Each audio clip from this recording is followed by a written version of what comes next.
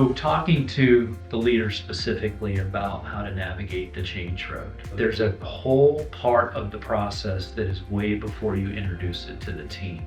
You have to start planning a long time before you do it. You have to put your schedule together. You know you're going to get resistance.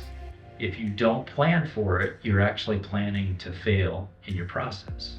Because if you're going to say, well, we're going to do this change process and we're going to do it in 6 weeks, it's not likely to happen in 6 weeks, and you have to let go of the fact that you're going to be in full control of the schedule. You're not.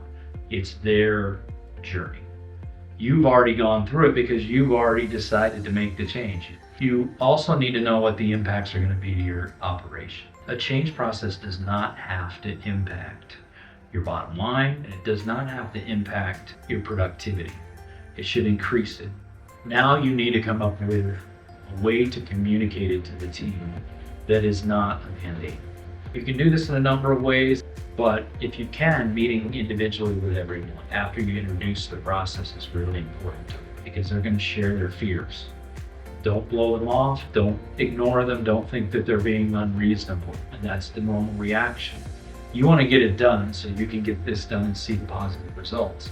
They don't see what the positive results are yet.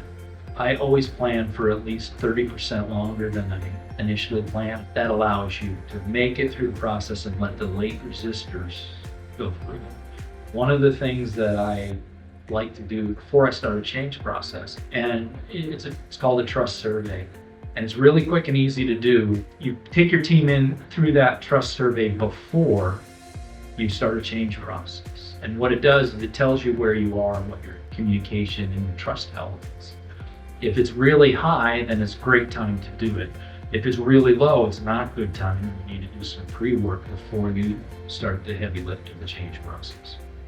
If you're in the middle or you're doing fairly well, then you can go ahead and do it, but you'll know where your conflicts are. You get to know where your cliques are. Every team has people who have friends at work, and they have groups where they get along and they're friends. That will create natural cliques. Those cliques aren't always unhealthy, but at times they can, and you need to deal with those before you start a change process. Because once you start that process, these things will bubble up. Now, I know you're saying to yourself as a leader, why do I have to think about this? I'm the boss, I want this to happen. And it should just happen. It should.